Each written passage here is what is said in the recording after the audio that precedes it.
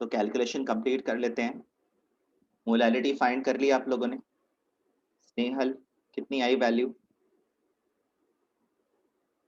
Molality find approximately करने की? 0.7. Moles of solute को मास ऑफ सॉल्वेंट से डिवाइड करना पड़ेगा। मोल्स ऑफ सॉल्यूट हैं 0.75 और मास ऑफ सॉल्वेंट है 976.5। इसको किलोग्राम्स में बदला तो 0.9765 किलोग्राम्स। तो ये वैल्यू कितनी आ रही है? अप्रोक्सीमेटली 0.78 मोलल आई थिंक आएगी।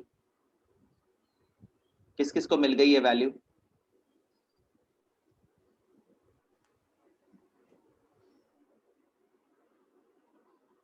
चलिए ठीक है।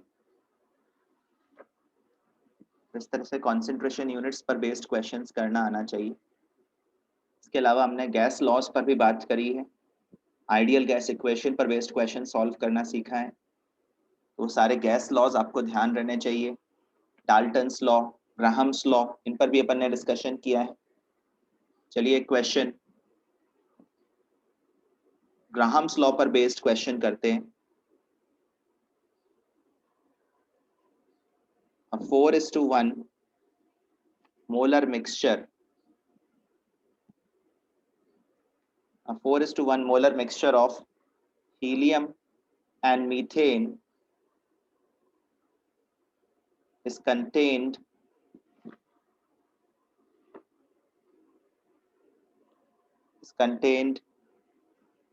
in a vessel at 20 bar pressure।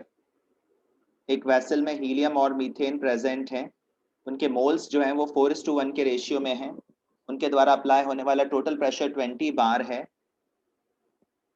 Due to a tiny hole in the vessel,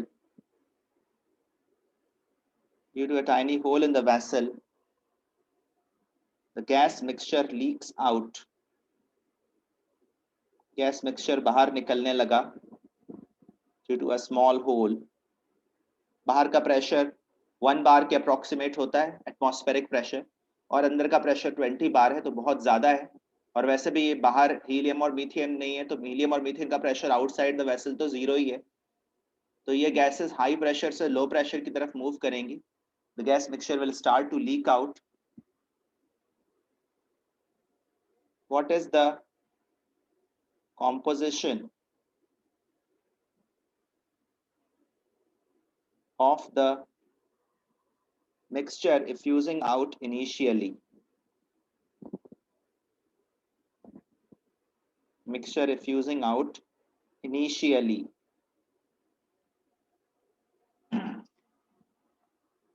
तो फिर से एक बार पढ़ते हैं क्वेश्चन को। 4:1 मोलर मिक्सचर मतलब मोल्स का रेशियो 4:1 है। कौन सी गैसेस हैं? हीलियम और मीथेन। एक वेसल में है, वेसल के अंदर प्रेशर 20 बार है, एक स्मॉल होल है वेसल के अंदर, जिसके कारण गैस मिक्सचर लीक होने लगा। गैस मिक्सचर लीक होने लगा तो हीलियम और मीथेन दोनों बाहर निकलने लगे। अंदर वो 4:1 में है, बाहर किस रेशियो में निकलेंगे? क्या उनका बाहर निकलना भी 4:1 के रेशियो में ही होगा, या फिर अमाउंट ऑफ हीलियम 4:1 के रेशियो से ज्यादा रहेगा, या अमाउंट ऑफ हीलियम 4:1 के रेशियो से कम रहेगा? क्या एग्जैक्ट रेशियो होगा शुरू में इनके मोल्स का, ये आपको बताना है।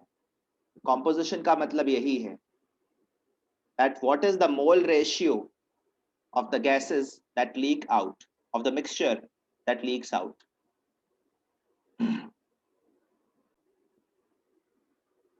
तो यहाँ पर पॉइंट ये है कि दोनों गैसेस के एक तो मोलर मास में फर्क है, दूसरा उनका नंबर डिफरेंट है। तो मोलर मास में फर्क होने की वजह से भी उनके रेट ऑफ डिफ्यूजन में अंतर आएगा, और नंबर में डिफरेंस होने की वजह से भी रेट ऑफ डिफ्यूजन में डिफरेंस आएगा। हीलियम यहाँ पर डबल एडवांटेज में है। हीलियम न्यूमेरिकली भी एक्सेस में है, कंटेनर के अंदर ज्यादा मोल्स हीलियम के हैं, पहला एडवांटेज उसको ये है। और दूसरा ये कि हीलियम का मोलर मास भी कम है, तो हीलियम का नेचुरल रेट ऑफ इफ्यूजन भी ज्यादा है, और यहाँ पर वो न्यूमेरिकली भी ज्यादा है। तो इस वजह से हीलियम के पार्टिकल्स लार्ज एक्सेस में बाहर आएंगे, ठीक है ना। ये कुछ ऐसा ही है जैसे एक केज के अंदर, एक कंटेनर के अंदर रैबिट्स और टर्टल्स दोनों भरे हुए हों, और रैबिट्स का नंबर टर्टल्स से 4 गुना ज्यादा हो, ठीक है ना, 4 गुना ज्यादा रैबिट्स हैं, और उसके बाद केज का एक टाइनी लिड ओपन कर दिया, टाइनी गेट ओपन कर दिया, तो कौन ज्यादा नंबर में बाहर आएगा? तो इसका जवाब है कि रैबिट्स को यहाँ पर डबल एडवांटेज है, वो भागते भी फास्टर हैं, नेचुरल रेट ऑफ इफ्यूजन उनका ज्यादा है। अगर वो बराबर संख्या में भी रहते ना, रैबिट्स और टर्टल्स, तो भी रैबिट ज्यादा नंबर में निकलते, और अभी तो उनको न्यूमेरिकल एडवांटेज भी है। तो ये डबल एडवांटेज होने के कारण number of turtles effusing out, escaping out would be much more than the number of turtles that are able to come out. तो यहाँ पर rate of effusion of helium upon rate of effusion of methane इनके partial pressure के भी proportional है। Partial pressure of helium upon partial pressure of methane, साथ साथ इनके मोलर मास के भी इनवर्सली प्रोपोर्शनल है। तो मैंने क्लास के दौरान भी ये बताया था कि अगर पार्शियल प्रेशर्स में डिफरेंस होगा तो rate of effusion partial pressure के भी डायरेक्टली प्रोपोर्शनल होगा, और square root of molar mass के इनवर्सली प्रोपोर्शनल तो होता ही है। तो ये मोलर मास वाली बात एक्चुअली थॉमस ग्राहम ने बताई थी, और पार्शियल प्रेशर वाली बात आगे चलकर लोगों को पता चली कि पार्शियल प्रेशर के भी डायरेक्टली प्रोपोर्शनल होता है। तो partial pressure of methane moles of helium upon moles of methane के रेशियो में होंगे that are present inside. Molar masses इनके 16 एंड 4 हैं रिस्पेक्टिवली। रेट ऑफ इफ्यूजन को बोल सकते हैं moles of helium escaped upon time taken, moles of methane escaped upon the time interval. Rate is something that we measure with respect to time. तो time दोनों को बराबर ही मिल रहा है। moles of helium escaped upon moles of methane escaped, ये moles effused हैं, moles effused out, और ये है moles in the vessel। तो शुरू में अंदर जो moles हैं वो 4:1 के रेशियो में है। अगर दोनों का मोलर मास बराबर भी होता तो भी हीलियम 4 गुना ज्यादा निकलता, ये बात आपको समझ में आनी चाहिए। और अभी तो मोलर मास में भी फर्क है, और मोलर मास के कारण भी एक 2:1 का फैक्टर आ रहा है। तो हीलियम के मोल्स जो बाहर निकलेंगे वो मीथेन के मोल्स के कंपैरिजन में 8 टाइम्स ज्यादा होंगे। So moles of helium escaped is to moles of methane escaped, ये 8:1 है। This is the composition of the mixture that effuses out. Composition of the mixture that effuses out. ठीक है, तो बताओ समय के साथ अंदर जो मोल्स का रेशियो है रह जाएगा, या 4:1 से कम हो जाएगा, या 4:1 से ज्यादा हो जाएगा? कंटेनर के अंदर हीलियम और मीथेन के मोल्स का रेशियो क्या 4:1 मेंटेन रहेगा? Sarvesh, what will happen with time? No sir वो 4:1 से कम हो जाएगा। 4:1 से कम हो जाएगा क्योंकि हीलियम बाहर ज्यादा नंबर में निकल रहा है।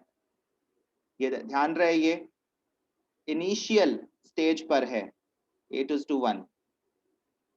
आगे चलकर जब अंदर का कॉम्पोजिशन भी 4:1 नहीं रहेगा तो बाहर एस्केप होने वाले मोल्स का रेशियो भी 8:1 नहीं रहेगा। तो जैसे जैसे अंदर का कॉम्पोजिशन चेंज होगा वैसे वैसे मोल्स एस्केप्ड का कॉम्पोजिशन भी चेंज होगा।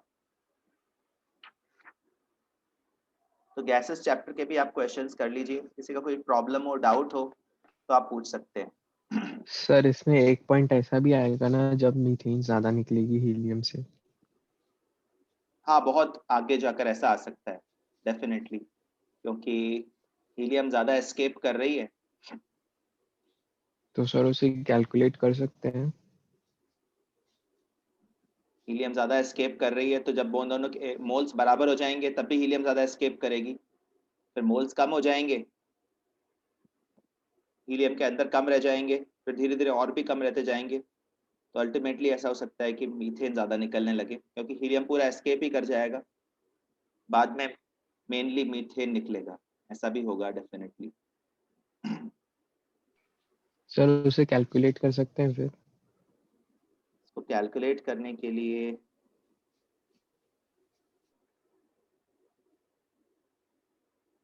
क्या कैलकुलेट करना चाह रहे हो तुम एग्जैक्टली? सर मतलब ऐसा कब होगा कि जब ये ज्यादा निकल CH4 ज्यादा निकलने लग जाए? कब होगा के लिए तो अपन को एग्जैक्ट रेट पता होना चाहिए, how many moles are escaping per second, कितने मोल्स पर सेकेंड निकल रहे हैं। तो वो तो कॉम्प्लिकेटेड प्रॉब्लम हो जाएगी एक्चुअली, क्योंकि रेट भी समय के साथ बदलता रहेगा, ठीक है ना। Yes sir. Moles per second कितना निकल रहा है वो अपन को पता होना चाहिए, तब अपन टाइम बता पाएंगे। That would become a very okay. Complicated problem. चलिए, इसके अलावा मैंने ल्यूइस स्ट्रक्चर्स ड्रॉ करने पर भी थोड़ा थोड़ा डिस्कशन किया है, हालांकि वो चैप्टर अभी इनिशियल स्टेजेस में ही है, तो केमिकल बॉन्डिंग तो अपन वापस स्क्रैच से पढ़ेंगे। नेवरदलेस जो थोड़ा बहुत ल्यूइस स्ट्रक्चर्स ड्रॉ करने के बारे में बताया है वो आपको समझ लेना चाहिए और बेसिक लेवल पर प्रैक्टिस कर लेना चाहिए। फॉर एग्जाम्पल अगर आपसे पूछा जाए draw the Lewis structure of nitric acid HNO3 and also suppose OCN minus cyanate ion,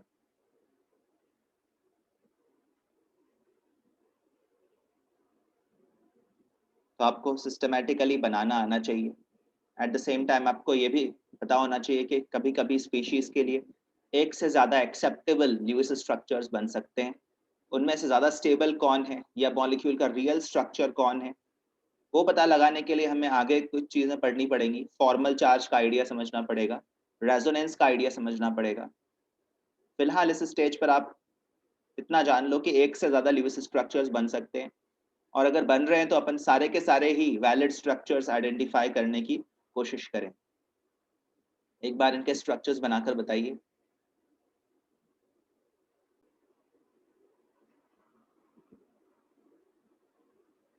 तो कैसे बनाते हैं ल्यूइस स्ट्रक्चर्स? जैसे नाइट्रिक एसिड का बनाना है, सबसे पहले अपन total number of valence electrons count कर लेते हैं। वैलेंस इलेक्ट्रॉन्स हाइड्रोजन में 1 है, नाइट्रोजन में 5 है, ऑक्सीजन में 6 6 6, टोटल मिलाकर 24। उसके बाद अपन डिसाइड करते हैं कनेक्टिविटी। इस तरह के जो ऑक्सो एसिड्स होते हैं, ऑक्सीजन और हाइड्रोजन दोनों कंटेन करने वाले इनऑर्गेनिक एसिड्स, उनमें डेफिनेटली जो हाइड्रोजन है, एसिडिक हाइड्रोजन, वो ऑक्सीजन से कनेक्टेड हो। इसके अलावा जो सेंट्रल एटम है वो नाइट्रोजन है।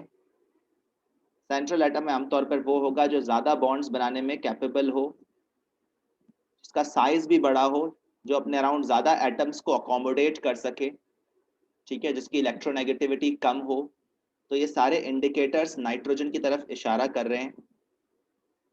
तो जो ऑक्सीजन एटम्स हैं वो कॉर्नर एटम्स हैं, and all 3 oxygen atoms are connected to the central atom nitrogen, but at the same time hydrogen is bonded to oxygen, not nitrogen. पहले स्टेप में बैलेंस इलेक्ट्रॉन्स काउंट करते हैं, दूसरे step में connectivities के बारे में सोचते हैं। कनेक्टिविटीज डिसाइड करने का कोई मैजिक फॉर्मूला नहीं है, थोड़ा थोड़ा प्रायर नॉलेज होना ज़रूरी है, या फिर क्वेश्चन आपको कुछ हिंट दे दे तो अपन कनेक्टिविटीज डिसाइड कर सकते हैं। और कनेक्टिविटी डिसाइड करने के बाद जिन जिन को आपस में कनेक्टेड आप सोच रहे हो उनको पहले सिंगल बॉन्ड से जोड़ दो, और देख लो कितने इलेक्ट्रॉन्स आपके खर्च हो चुके हैं। 4 बॉन्ड्स आपके सामने स्क्रीन पर बने हुए हैं, मतलब 8 इलेक्ट्रॉन्स कंज्यूम हो चुके हैं। Every bond is a shared pair, that means 2 electrons are involved, तो 16 इलेक्ट्रॉन्स अभी बचे हैं। उसके बाद अपन कॉर्नर एटम्स की ऑक्टेट कंप्लीशन के बारे में सोचते हैं, या ये कह सकते हैं मोर इलेक्ट्रोनेगेटिव एटम की ऑक्टेट पहले कंप्लीट करनी चाहिए। जिसने एक ही बॉन्ड बनाया हो उसको 3 लोन पेयर्स की जरूरत होती है, और जिसने 2 बॉन्ड्स बना लिए हों उसको 2 लोन पेयर्स की जरूरत होती है। कॉर्नर एटम्स की ऑक्टेट कंप्लीट करने के लिए इलेक्ट्रॉन्स की कमी कभी नहीं पड़ती, ध्यान रखना। कमी अगर पड़ेगी तो सेंट्रल एटम के लिए पड़ेगी। एक्सेस ऑफ इलेक्ट्रॉन्स या डेफिशिएंसी ऑफ इलेक्ट्रॉन्स दोनों सेंट्रल एटम को झेलने पड़ सकते हैं। कॉर्नर एटम्स के सामने कभी कोई समस्या नहीं आएगी इनकम्प्लीट ऑक्टेट की। तो यहाँ पर अपन ने 6 + 4 आप देख सकते हैं 16 इलेक्ट्रॉन्स असाइन कर दिए हैं। लेकिन क्या हमारा काम पूरा हो चुका है? क्या सबके ऑक्टेट्स कंप्लीट हो चुके हैं? नहीं। अभी इस नाइट्रोजन के वैलेंस शेल में सिर्फ 6 इलेक्ट्रॉन्स हैं। ऐसी स्थिति में हम क्या करेंगे? हम कॉर्नर एटम्स की मदद लेंगे। या तो इस वाले ऑक्सीजन से इलेक्ट्रॉन्स शेयर करा देंगे, क्योंकि सेंट्रल एटम को 2 इलेक्ट्रॉन्स की जरूरत है। 2 इलेक्ट्रॉन्स की जरूरत है तो कॉर्नर एटम अपने लोन पेयर को शेयर्ड पेयर में बदले, ये जरूरी है। तो या तो इस वाले ऑक्सीजन से शेयर करवा दो, या इस वाले से शेयर करवा दो, या इस वाले से शेयर करवा दो। यहाँ से शेयर कराएं या यहाँ से शेयर कराएं एक जैसी बात है, पर यहाँ से शेयर कराना एक डिफरेंट सिचुएशन दिख रही है। इसको ध्यान में रखते हुए मैं फिलहाल 2 स्ट्रक्चर्स बना रहा हूं। लोन पेयर को बॉन्ड पेयर में बदलने के बाद एक स्ट्रक्चर ये बना और दूसरा स्ट्रक्चर ये।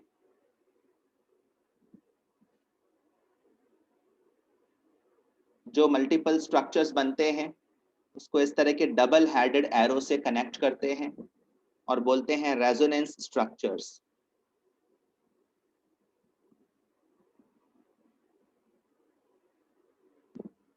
Resonance structures of nitric acid.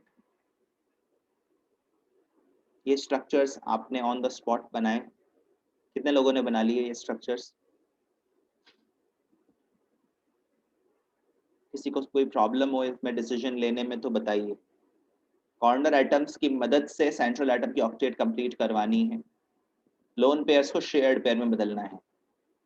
ये कुछ ऐसा ही है जैसे दो स्टूडेंट साइडवेज बैठे हुए हों, एक के पास बुक हो और दूसरे के पास ना हो। एक के थ्रू अपन दूसरे को शेयर करवा देंगे इससे दोनों का फायदा हो जाएगा। चलिए अच्छी बात है, ज्यादातर लोग बना पा रहे हैं I think. Cyanate ion. Cyanate ion में total valence electrons 6 + 4 + 5 + 1 16 valence electrons हैं। इन 16 वैलेंस इलेक्ट्रॉन्स में से 4 इलेक्ट्रॉन्स शुरू में सिंगल बॉन्ड बनाने में कंज्यूम होंगे। सेंट्रल एटम यहाँ कार्बन है, ज्यादा बॉन्ड्स बना सकता है, लेस इलेक्ट्रोनेगेटिव है, तो कार्बन सेंट्रल एटम है। उसके बाद बचे हैं अपने पास 12 इलेक्ट्रॉन्स। ये 12 इलेक्ट्रॉन्स की मदद से कॉर्नर एटम्स की ऑक्टेट तो हो जाएगी कंप्लीट, 6 और 6 12। लेकिन सेंट्रल एटम के पास सिर्फ 4 इलेक्ट्रॉन्स आए इन वैलेंस शेल। मतलब 4 इलेक्ट्रॉन्स की जरूरत बाकी है। वो जरूरत कौन पूरी कर सकता है? एक तरीका तो ये है कि एक लोन पेयर ऑक्सीजन से, एक लोन पेयर नाइट्रोजन से दिलवाएं। दूसरा तरीका ये है कि दोनों लोन पेयर ऑक्सीजन ही दे। तीसरा तरीका ये है कि दोनों लोन पेयर नाइट्रोजन ही दे, ऑक्सीजन ना दे। तो ये सारी पॉसिबिलिटीज हैं और ल्यूइस थ्योरी हमें इनमें से किसी भी एक पॉसिबिलिटी के फेवर में जाने की सलाह नहीं देती। जितने पॉसिबल स्ट्रक्चर्स बन रहे हैं वो अपन सारे के सारे ये भी बना देंगे। ल्यूइस स्ट्रक्चर बनाने की अप्रोच में ऐसा कुछ भी नहीं बताया गया है कि कौन सा स्ट्रक्चर ज्यादा स्टेबल होगा। एक स्ट्रक्चर तो ये बनेगा जिसमें ऑक्सीजन और नाइट्रोजन दोनों ने एक एक लोन पेयर सप्लाई किया। दूसरा ये बनेगा जिसमें दोनों इलेक्ट्रॉन्स नाइट्रोजन की तरफ से आए, तो नाइट्रोजन की तरफ से ट्रिपल बॉन्ड बन जाएगा। और तीसरा वो बनेगा जिसमें दोनों इलेक्ट्रॉन पेयर्स ऑक्सीजन की तरफ से आए, तो ऑक्सीजन की तरफ से ट्रिपल बॉन्ड बन जाएगा। तीनों ही तरीकों से ऑक्टेट्स तो कंप्लीट हो रही है, तो अपने आप में तीनों ही वैलिड हैं। Second period elements carbon, nitrogen, oxygen और फ्लोरीन के लिए ऑक्टेट कंप्लीशन हाईली इंपॉर्टेंट है। But at the same time boron, beryllium, ये सब ऑक्टेट्स इनकम्प्लीट रखने के लिए मेंटली प्रिपेयर्ड है। बोरॉन और बेरिलियम के कंपाउंड्स में यूजुअली ऑक्टेट्स इनकम्प्लीट रह जाएंगी। Sulphur, phosphorus, chlorine, bromine, iodine, arsenic, aluminium, ये सब अपनी ऑक्टेट्स एक्सपैंड कर सकते हैं क्योंकि ये थर्ड या हायर पीरियड के एलिमेंट्स हैं। पूर्वांश कुछ पूछना है आपको? नो सर, वो पहले का हैंड रेज है। Okay, so these are the resonance structures of cyanate ion. एक से ज्यादा ल्यूइस स्ट्रक्चर्स जो बनते हैं उनको अपन रेजोनेंस स्ट्रक्चर्स कहते हैं। तो ये चीजें अपन ने शॉर्ट ड्यूरेशन ऑफ टाइम में कवर की थी जो अपन को मिला था। इन चीजों को आप अपने साथ रखें और आगे इनके ऊपर बिल्ड करें, ये जरूरी है। ठीक है, तो आपकी जो जर्नी है जेई या नीट की प्रिपरेशन की वो अब शुरू होने जा रही है। I want to wish you all the best. और सबसे पहली बात जो आपको शुरू में ही बताना चाहूँगा वो ये है कि आपको मेंटली स्ट्रांग रहना है और सफलताओं को सर पर नहीं चढ़ाना है और असफलताओं से घबराना नहीं है। कम मार्क्स भी आएंगे तो अपन को मेंटली स्ट्रांग रहना है। आपको ये 2 साल पूरी तरह टेस्ट करेंगे, टॉपिक्स आपको टेस्ट करेंगे, जर्नी है वो आपको टेस्ट करेगी, हर दिन का सेम रूटीन आपको टेस्ट करेगा, टेस्ट्स आपको टेस्ट करेंगे, बाहर की सर्कमस्टेंसेस आपको टेस्ट करेंगी, कोरोना वायरस आपको टेस्ट करेगा, लेकिन आपको मेंटली स्ट्रांग रहना है, ध्यान रहे। और टीचर्स के कांटेक्ट में रहना है, टच में रहना है। आई कांटेक्ट और touch, I mean that you should share your problems और queries with the teachers. Teachers के साथ सही रैपो बना के चलना है, उनकी मदद लेनी है, अपने ऊपर विश्वास रखना है, ऊपर वाले पर विश्वास रखना है और अपने टीचर्स पर विश्वास रखना है। होपफुली आप लोगों को सफलता ज़रूर मिलेगी। और ये बात ध्यान आपको आगे चल के देने पड़ेंगे, ठीक है ना। एग्ज़ाम्स जेई और नीट के डेफिनेटली देने पड़ेंगे, तो अपनी पढ़ाई पर किसी भी तरह का लॉकडाउन नहीं लगना चाहिए।